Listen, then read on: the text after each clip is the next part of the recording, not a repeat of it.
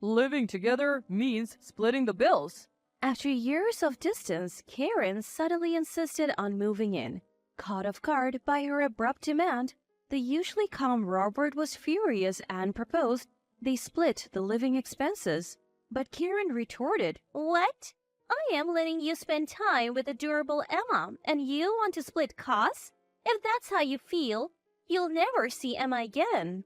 Little did anyone know the shocking truth behind Karen's bold statement.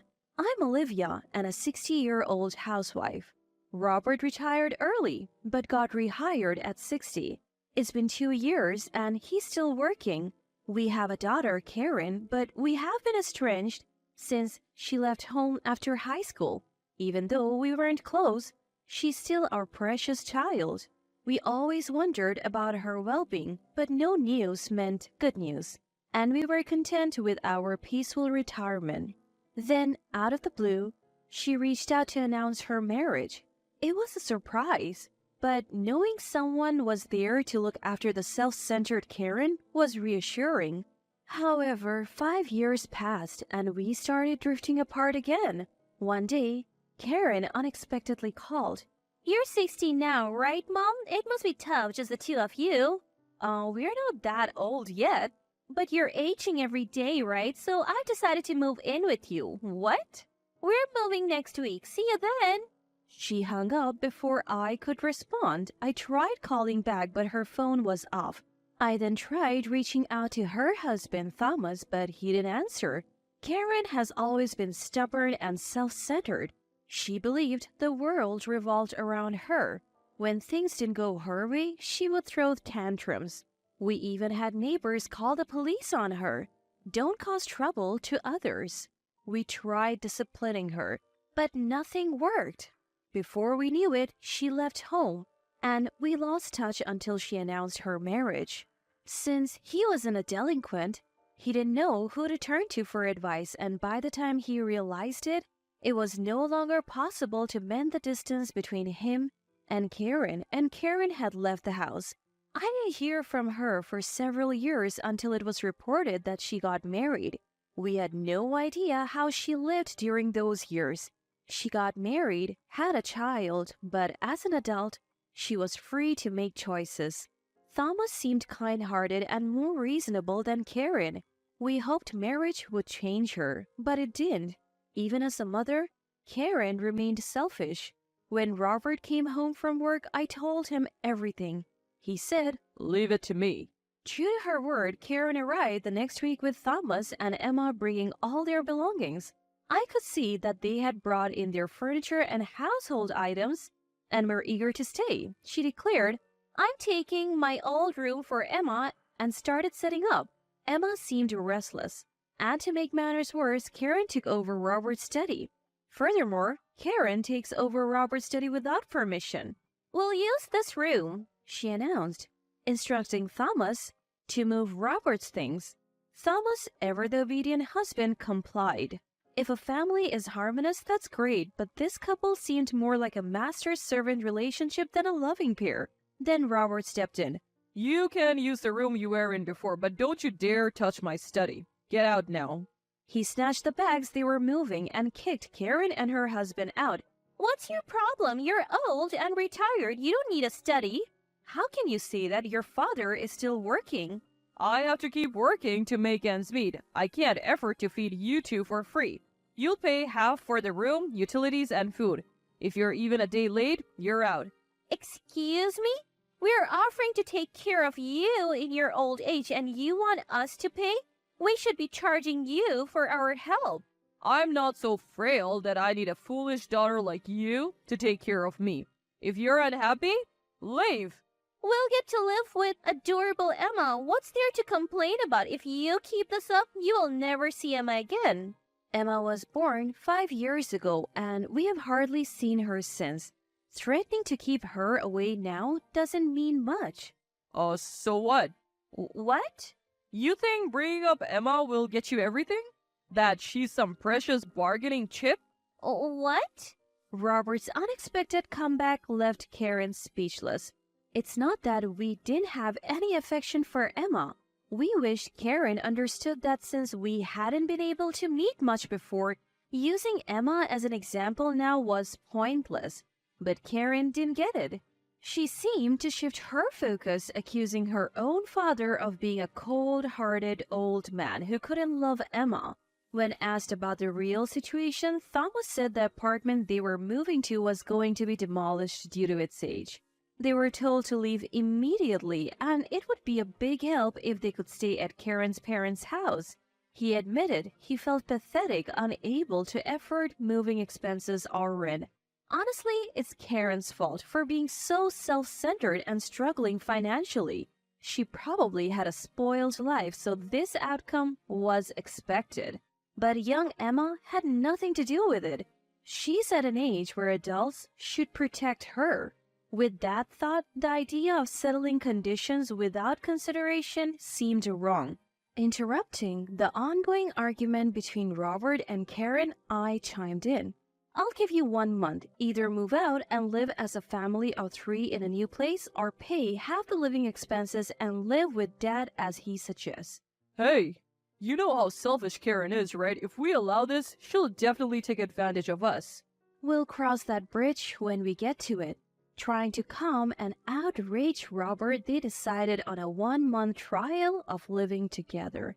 Sure, as Robert said, if we showed leniency, Karen might cling like a leech and never let go, but showing a bit of understanding towards Karen might ease things. We decided to use this month to figure out Karen's intentions. Karen was a housewife and didn't work outside. Thomas left the house at a fixed time every morning and returned at a set time. It turned out that, perhaps because Karen was a housewife, their 5-year-old grandchild had never been to a childcare center or preschool. When asked, Karen said, "It's a waste of money. Thomas doesn't earn much." But Thomas wasn't home on weekends. According to Karen, he was working a part-time night shift as a security guard. If you have time to laze around during the day, why not get a part-time job at the supermarket? I couldn't help but comment. You used to laze around at home watching Korean dramas. Why should I be the only one working? Karen snapped back. Thomas always seemed thin, but since they started living together, he seemed even thinner. Was this Karen's strategy? To show a weakening Thomas and gain sympathy? Determined not to fall for such tactics, we decided to just watch from the sidelines. Then, one day, Emma, playing alone in the living room, suddenly said, "Mom is waiting for Grandma and Grandpa to get awake." Confused, we asked, "What do you mean?" "Well, she wants them to go to a place called Heaven." Karen rushed out of the room, her eyes wide in shock, and quickly she hurriedly covered Emma's mouth and carried her back into the room. From inside, voices could be heard, with Karen telling Emma not to say unnecessary things and to watch a video and stay quiet. Emma seemed distracted by the promise of her favorite video.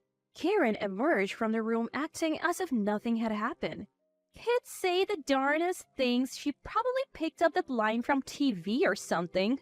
But would a child say something so specific without hearing it regularly? I don't think it's a word that comes out unless you hear it on a daily basis. I suspect Karen has been talking about our assets and how she can get her hands on them. Whether Thomas knows about it is unclear, but she seemed to discuss it openly in front of Emma. Enough with the lame excuses. Explain yourself. Come on, Mom. Don't look so scary. It's just something a kid said. Don't take it seriously. Well, just so you know, there's no inheritance waiting for you. Karen's expression changed at those words. Her eyes filled with resentment. Just then, Thomas came home. It was the weekend and he wasn't supposed to be back because of his night shift. His unexpected return clearly startled Karen. Thomas confronted her, spilling the contents of a thick envelope. What's the meaning of this? I picked up one of the scattered items from the floor. It was a photo of Karen looking intimate with another man. So while I'm working nights, you leave our child alone to go out? Thomas explained that when they left their previous apartment, he had said goodbye to the landlord. The landlord had mentioned how living with Karen's parents would be good for Emma, which puzzled him. He later found out that Emma had been left alone at very late hours. Initially, he thought it was a one-time thing, but after moving in with Karen's parents, he noticed she was often out during the day. Suspecting something, he hired a private investigator, resulting in the photos. You left Emma alone while I was out for my yoga classes? I attend yoga classes once a week for my health, and often go out for lunch and shopping afterward, returning home in the late afternoon. The thought of Emma being left alone without lunch was heart-wrenching. Missing one meal isn't a big deal. So while she was alone, you were dining on fancy French cuisine in a hotel? Thomas pressed her about the affair, and I confronted her about neglecting Emma for her lover. Then Thomas revealed a shocking truth. She's after your ass's mother-in-law. She plans to dump Emma on you and go on lavish trips with her lover. Karen retorted, You traitor! Who do you think you married? Being with a boring, straight-laced guy like you is so dull. I need excitement in my life. According to Thomas's confession, Karen had passionately pursued their marriage. Aware of his own plainness, he tried his best to meet Karen's expectations.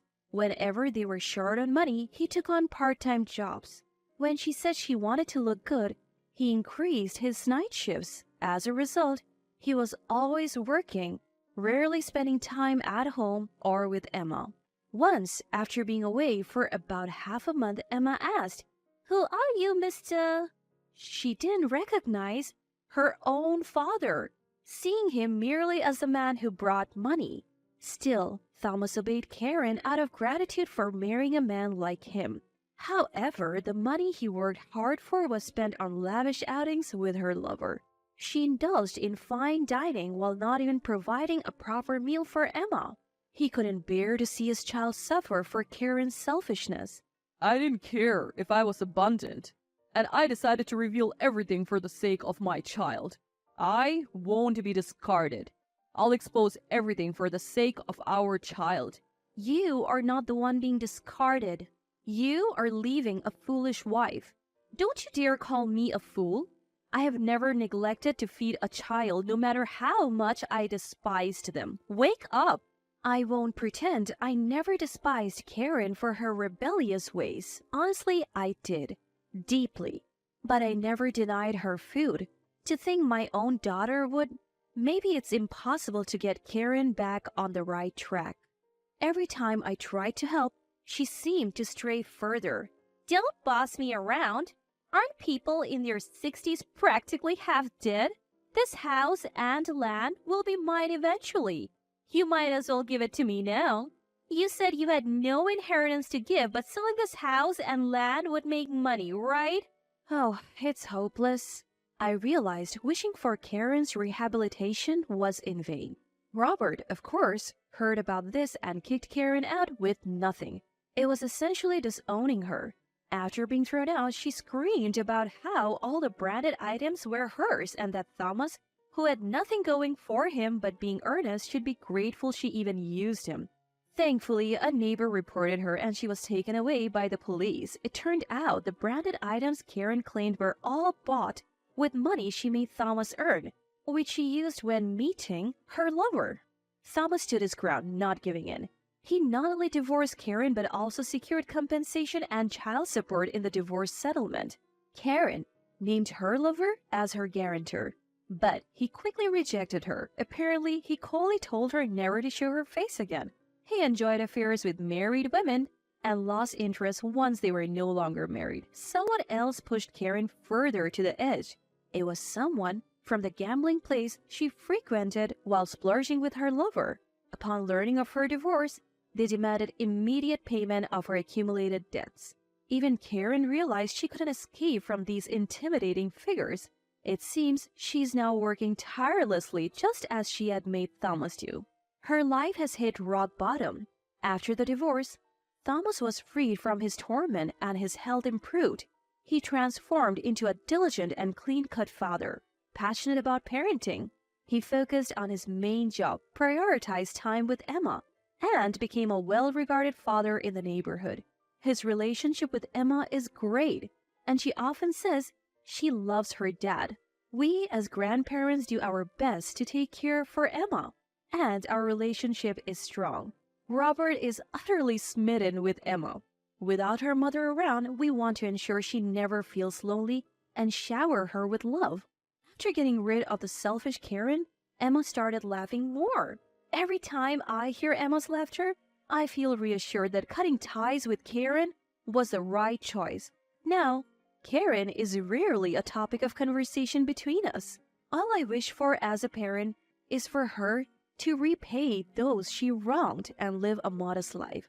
But deep down, Karen is still our child. I hope, while I'm still here, to reunite with a reformed Karen. A part of me still wishes for that.